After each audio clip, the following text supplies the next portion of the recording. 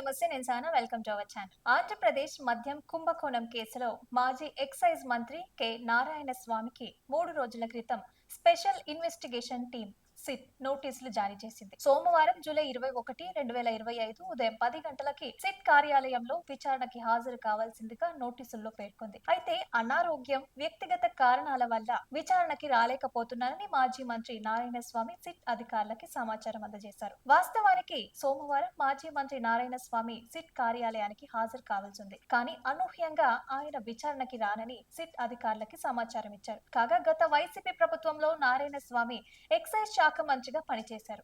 ఆయన ప్రమేయం లేకుండానే నూతన మద్యం పాలసీని రూపొందించినట్లు సిట్ అధికారులు భావిస్తున్నారు. ప్రత్యక్షంగా కానీ పరోక్షంగా కానీ ఆయన పాత్ర ఏమీ లేదని దర్యాప్తులో తేలటమే కారణం. అందుకే మద్యం కుంభకోణం కేసులో సాక్షిగా స్టేట్మెంట్ ఇవ్వాలని మాజీ మంత్రి కె. నారాయణ స్వామికి సిట్ నోటీసులు జారీ చేసింది.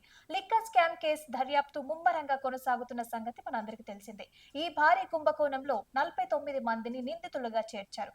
ఈ కేసులో రాజ్ కసిరెడ్డి A1 ప్రధాన నిందితుడిగా ఉన్నాడు. తాజాగా వైసీపీ ఎంపీ మిథున్ రెడ్డిని A4 గా అరెస్టు చేసిన విషయం కూడా విదితమే.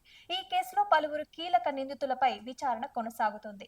నూతన మద్యం పాలసీ పేరుతో గత జగన్ ప్రభుత్వం సుమారుగా 3,500 కోట్ల వరకు వసూలు కొల్లిగొట్టినట్టు సిట్ అంచనా వేస్తోంది. ప్రతి నెల రాజ్ కసిరెడ్డి 50 నుంచి 60 కోట్ల వరకు వసూళ్లని ఎంపీ మిథున్ రెడ్డి, నాటి వైకాపా నేత విజయసాయిరెడ్డికి, జగన్ సతీమణికి, భారతి సిమెంట్స్ డైరెక్టర్ ఆర్థిక వ్యవహారాలు చూసే గోవిందప్ప బాలాజీకి అందజేసేవాడని వెల్లడించారు.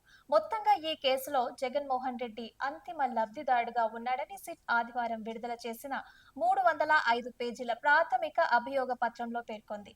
త్వరలోనే సిట్ ఈ కేసుకు సంబంధించిన బ్యాంకు లావాదేవీలు, స్టేట్మెంట్లు, ఫోరెన్సిక్ రిపోర్టులు కోర్టుకు సమర్పించేందుకు సన్నాహాలు చేస్తోంది.